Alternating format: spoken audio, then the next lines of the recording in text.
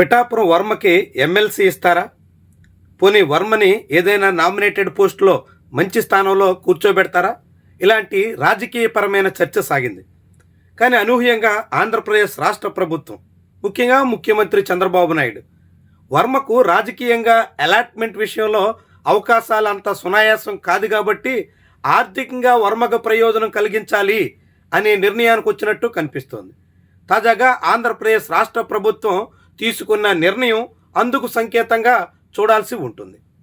వర్మను రాజకీయంగా ఏదో పదవిలో కూర్చోబెట్టాలంటే పిఠాపురంలో ఉన్నటువంటి వివిధ రకాల ఈక్వేషన్స్ మూలంగా, ముఖ్యంగా ఉప ముఖ్యమంత్రి పవన్ కళ్యాణ్ కారణంగా అలాంటి ఛాన్స్ కనిపించకపోవడంతో ఇప్పుడు వర్మకు సంబంధించినటువంటి కంపెనీకి భారీగా భూములు కేటాయిస్తూ ప్రభుత్వం నిర్ణయం తీసుకుంది. వర్మ సారథ్యంలోని ఎస్విఎస్ కన్స్ట్రక్షన్స్కి ఆంధ్రప్రదేశ్ రాష్ట్ర ప్రభుత్వం 3.5 ఎకరాల సుమారుగా భూమిని కేటాయిస్తూ అధికారికంగా జీవో ఇచ్చింది. కాకినాడలో కన్వెన్షన్ సెంటర్, దాంతోపాటుగా 5 స్టార్ హోటల్ నిర్మాణం కోసం ఎస్విఎస్ కన్స్ట్రక్షన్కి అనుమతిస్తూ భూములు కేటాయిస్తూ అధికారికంగా జీవో నెంబర్ 17ని Andhra Pradesh youth advancement, tourism and culture department జారీ చేసింది. అంటే తెలుగుదేశం పార్టీ పిఠాపురం నియోజకవర్గ ఇన్ఛార్జికి సంబంధించినటువంటి సంస్థకు భూములు కేటాయిస్తూ జనసేన పార్టీ నాయకుడు మంత్రిగా ఉన్న టూరిజం డిపార్ట్మెంట్ ఆదేశాలు ఇచ్చింది. చాలా ఆసక్తికరమైనటువంటి వ్యవహారం. కాకినాడ కేంద్రంగా ఈ 5 స్టార్ హోటల్ ప్లస్ కన్వెన్షన్ సెంటర్ని తాజ్ బ్రాండ్ పేరుతో నిర్మించేందుకు ఎస్విఎస్ కన్స్ట్రక్షన్కి ఆంధ్రప్రదేశ్ రాష్ట్ర ప్రభుత్వం అనుమతిస్తూ ఈ జీవోని జారీ చేసింది. ఈ జీవోలో చాలా క్లియర్గా మెన్షన్ చేశారు. ఇందులో మొత్తం 104 కోట్ల రూపాయల పెట్టుబడితో దీన్ని నిర్మిస్తామని ఆ ఎస్విఎస్ కన్స్ట్రక్షన్ సంస్థ ప్రతిపాదన చేసింది. దానికి ఆమోదిస్తూ రాష్ట్ర ప్రభుత్వం ఉత్తర్వులు ఇచ్చినట్టుగా పేర్కొన్నారు. ఇక దీనికోసం అంటూ 3.4 ఏకర్స్ ల్యాండ్ని ఇవ్వబోతున్నారు.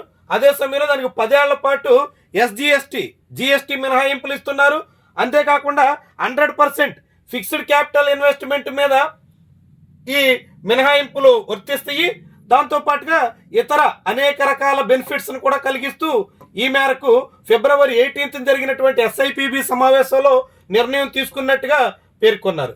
దీనికి సంబంధించినటువంటి భూమి ఎగ్జాక్ట్గా ఎక్కడ, కాకినాడ రూరల్లా లేకుంటే కాకినాడ నగరంలోనే ఇస్తారా, ఎక్కడిస్తారు అనేది దీనికి సంబంధించినటువంటి ఏపీ టూరిజం సిఇఓ నిర్ణయం చేస్తారు అని మాత్రం జీవోలో పేర్కొన్నారు. ఎగ్జాక్ట్ అలాట్మెంట్ ఆఫ్ ది సైట్ని ఎక్కడన్నది ఫిక్స్ చేస్తారు. దాంతోపాటుగా ఆ ల్యాండ్ సంబంధించినటువంటి కండిషన్స్ అన్నీ కూడా ఆ ల్యాండ్ ఇచ్చినప్పుడు ఆ ల్యాండ్ రేటుని బట్టి అక్కడ ఉన్నటువంటి రేట్ అంతా కూడా ఫిక్స్ చేస్తారన్నట్టుగా పేర్కొన్నారు. నిజానికి ఆ ల్యాండ్ ఖరీదైనటువంటి ల్యాండ్ ఇవ్వడం ఖాయంగా కనిపిస్తుంది.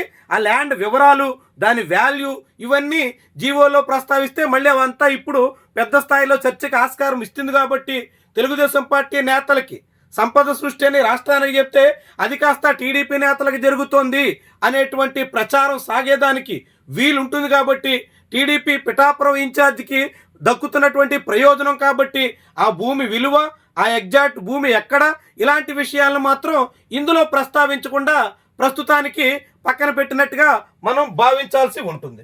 సో దీనికి సంబంధించినటువంటి అవన్నీ కూడా కండిషన్స్ అన్ని అప్లై అవుతాయి అనేటువంటి మొత్తం వివరాలన్నిటి కూడా ఇందులో పేర్కొన్నారు. 66 ఏళ్ల పరిధి వరకు లీజుకి ఇవ్వడానికి, ఆ భూమిని పూర్తిగా లీజుకే, పూర్తిగా ల్యాండ్ అమ్మకం కాకుండా మార్కెట్ రేటుకి అప్పగించడం కాకుండా లీజుకి ఇచ్చే ప్రక్రియ మీద ఈ కన్వెన్షన్ సెంటర్ నిర్మాణం అయితే సాగబోతున్నట్టుగా కనిపిస్తుంది. మొత్తంగా దానికి సంబంధించినటువంటి కండిషన్స్ అన్ని కూడా ఇందులో పేర్కొంటూ ఈ జీవోని ఇచ్చారు. ఈ ఎస్విఎస్ కన్స్ట్రక్షన్ చాలా క్లియర్గా మనం చూడొచ్చు. దానికి ఎస్విఎస్ఎన్ వర్మ దానికి చైర్మన్గా ఉన్నారు. ఆయన సారథ్యంలోనే ఈ ఎస్విఎస్ కన్స్ట్రక్షన్స్ అనేది గడిచిన 2.5 దశాబ్దాలుగా సాగుతుంది. నిజానికి తెలుగుదేశం పార్టీ తరపున రాజకీయ ఆరంగేట్రం చేయకముందు వర్మ రియల్ ఎస్టేట్ బిజినెస్లోనే సాగారు. కన్స్ట్రక్షన్ రంగంలో ఆయన చాలా కాలం పాటు హైదరాబాద్ పరిసరాల్లో చాలా విస్తృతంగా కొనసాగారు. ఆ తర్వాత రియల్ ఎస్టేటు, కన్స్ట్రక్షన్ రంగంలో భారీగా ఆర్థికంగా నిలదొక్కున్న తర్వాత రాజకీయాల్లోకి వచ్చారు. రాజకీయంగా ఆయన గడిచిన 4 ఎన్నికల్లో తెలుగుదేశం పార్టీ తరపున పిఠాపురం అసెంబ్లీ నియోజకవర్గం నుంచి ప్రయత్నం చేశారు. 2 ఎన్నికల్లో ఆయనకి సీట్ వచ్చింది. తెలుగుదేశం పార్టీ తరఫున పోటీ చేసిన 2 సార్లు ఆయన ఓటమి పాలయ్యారు. మధ్యలో ఇండిపెండెంట్గా తెలుగుదేశం పార్టీ రెబల్గా పోటీ చేసిన 2014లో మాత్రం ఆయన విజయం సాధించారు. 2024లో ఆయనకి సీటు ఆశించినా కానీ చివరిలో చాలా హంగామా చేసినా కానీ ఆయన్ని పక్కన పెట్టి పవన్ కళ్యాణ్కి ఆ సీటు అప్పగించారు. అందుకు ప్రతిఫలంగా రాజకీయంగా ఇప్పటికిప్పుడు ఎస్విఎస్ఎన్ వర్మకి ఎటువంటి న్యాయం చేయగల పరిస్థితిలో తెలుగుదేశం పార్టీ నాయకత్వం లేదు కాబట్టి ఆర్థికంగా ఆయనకి భారీ ప్యాకేజ్, భారీ ప్రయోజనం దక్కిచ్చే తీరున ఈ కేటాయింపులు ఉన్నట్టుగా చాలా మందే భావిస్తున్నారు. మొత్తంగా ఈయన చైర్మన్గా ఉన్నటువంటి ఎస్విఎస్ఎన్ వర్మ నేతృత్వంలోని ఈ ఎస్విఎస్ కన్స్ట్రక్షన్కి గిరీష్ వర్మ తనయుడు మేనేజింగ్ డైరెక్టర్గా ఉన్నారు. వీళ్ళిద్దరూ దీనికి లీడర్ అన్నట్టుగా ఇందులో పేర్కొన్నారు. దానికి సంబంధించినటువంటి సైట్లో చాలా క్లియర్గా ఎస్విఎస్ కన్స్ట్రక్షన్ సంబంధించినటువంటి వెబ్సైట్లో చాలా క్లియర్గా పేర్కొన్నారు. ఈ వెబ్సైట్కి ఇప్పుడు కాకినాడ కేంద్రంగా తాజ్ బ్రాండ్ పేరుతో 5 స్టార్ హోటల్ కన్స్ట్రక్షన్ నిర్మాణానికి అనుగుణంగా 3.4 ఎకరాల భూమిని కేటాయిస్తూ ఆంధ్రప్రదేశ్ రాష్ట్ర ప్రభుత్వం జీవో ఇచ్చింది.